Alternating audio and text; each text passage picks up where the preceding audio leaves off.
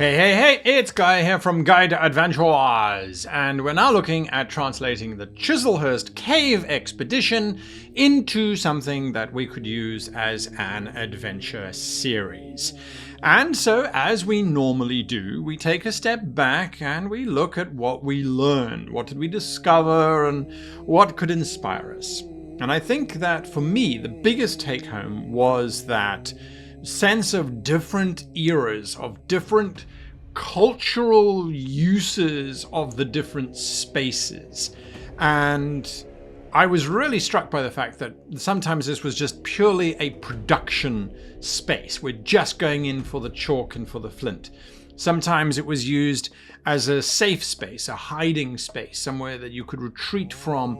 And sometimes it was used as perhaps a ceremonial space, as some kind of religious space. That, I think, is something that I really took away from that. And I went, okay, so we've got at least, there were multiple cultures that used it throughout. And I didn't even touch on the Roman stuff within Chislehurst. We know that the Romans used it, but they were probably after the lime, not so much the flint. Although that might very well have been their goal as well. But they used mostly the lime, but there's no evidence. There's nothing remaining of the Romans. It's been erased after 2,000 years of everybody else using those caves and mines and things. There are three different groups in my head. There's kind of like the Romans, there's the Druids, and then there's the Georgians with their flintlock pistols and muskets and that sort of thing. Those are three very different, very distinct kinds of time periods, and also have three very different, in my way of thinking, kind of cultures as well. Romans, expansionistic, domineering, take over. Druids living in harmony, surviving as part of a small community, being respectful of nature.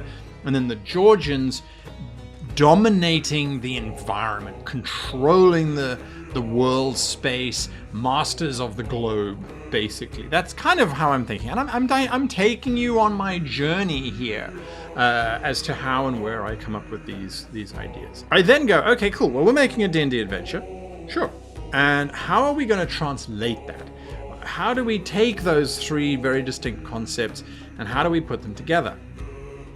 And I was like, well, I think we put them together in a very straightforward, very simplistic kind of way, because the cultures, the ideologies are so complex and so interesting in their own rights that this is not going to be an overly elaborate adventure of backstabbing and intrigue. I think that's all going to emerge organically if we just take Chislehurst Caves and block up the entrance and put these three different cultures together at the same time. How would they react with each other? The Georgians would arguably try and take over, but the Romans would fight back, whilst the Druids are using their magical abilities to control the environment, and it would be interesting. And I think if it's sealed, there has to be some diplomatic options, there has to be combat options. So how do we prevent the entire thing from then stagnating into three different communities that observe one another, that respect one another? And you go, well, the best way to cause conflict is to create scarcity. That's how we usually end up going to war, is you've got what I need and you won't give it to me, so I will take it. That's the lowest form of warfare that we see in the animal kingdom.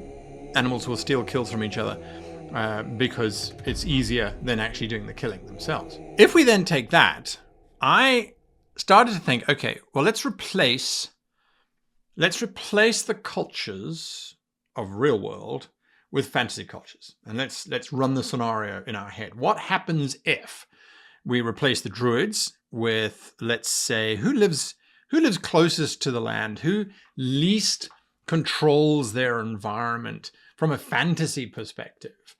And maybe it's just me, but I'm going, well, orcs. Orcs and goblins are sentient species who have always been portrayed as being either nomadic hunter-gatherers or more rural type farming communities and things like that.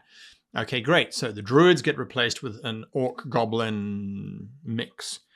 Who's going to replace our Romans? The Romans are rigid, structured. They have intelligent processes. They engineer things.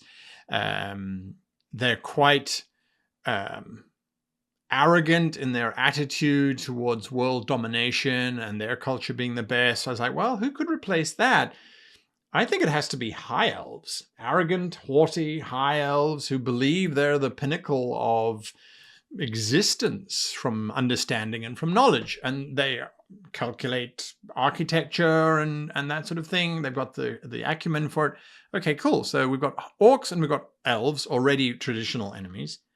So who then could replace the Georgians? The Georgians being expansionistic, inventors, gunpowder, age of sail. I'm like, okay, well, what about dwarves? But maybe dwarves that are leaning more towards gnomes and they're steampunkish. They are harnessing the power of the steam. And what this does is it creates a beautiful triangle of want, need, and have, right? And hatred and loathing. And that's really powerful for us when we come to constructing an adventure. Is because, let's say the elves have food, the orcs want it, the dwarves need it. So what are the dwarves going to do? Maybe they'll negotiate with the elves, but if they see the elves trading it with the orcs, maybe they'll just go and take it from the orcs because they have technological superiority. What do the elves want from the orcs or from the dwarves? Well, that's an interesting one. Everybody has to have a stake. Everyone has to have a want. Everyone must need something from the others. And until you find that, you're going to have a very lopsided adventure, especially considering that this is the balance. So I feel like understanding that first will solve it, because then the adventure itself, I believe, becomes very, very, very simple. That the PCs are somehow brought into this enclosed space, and they are the thing that upsets everything. They come in and they are going to want everything that everybody else has and one more thing. They're going to want to leave these caves, this Chiselhurst dungeon, whatever we're going to call it. So with that in mind, I can now go and design my map. And the map is not going to be nearly as complicated as the actual Chiselhurst map, which is beautiful in terms of its sheer number of passageways and twists and turns. It doesn't need to be that big for this adventure. It just needs to be big enough to house some communities and to create a contention point. Now, something else that I feel will need to be in that map is a focal point. Something, some area that draws them all together. It could be a central water source. The risk we run is that if any one group takes control of that water source, the other groups are dead. And we don't want that, because that creates too much of a power imbalance, and that would cause the whole adventure to fall apart. Because if the PCs take control of the water, they then dictate the whole thing, in which case then our three beautiful cultures of wonderful complexities and characters and NPCs and that sort of thing becomes irrelevant. Because then the PCs get what they want straight away. And that's not what I think this adventure should be about. So lots of interesting ideas, lots of potential coming through. But that's just me. Now, a reminder, all of my patrons, apart from getting a whole bunch of Star Trek stuff, will also get this final map that I end up making and notes on the adventure if there are any. Again, like I said, I don't see this as being one of those, here's a 20-page adventure. This is in itself, well, here are the cultures, go explore, go have fun. This isn't a prescribed beginning, middle, and end. I mean, it is, because it always is, but yeah, you know what I mean. So you can join my Patreon. That's patreon.com/greatgamemaster. Links down below, of course. And remember to hit that subscribe button if you're not already a subscriber, or the like button. That helps me to know that you like this content. And finally, hit that bell button so that supposedly YouTube will let you know when more videos drop. Until next week, where I will show you the map that I'm going to create based on this, I wish you and yours the happiest of adventure creation.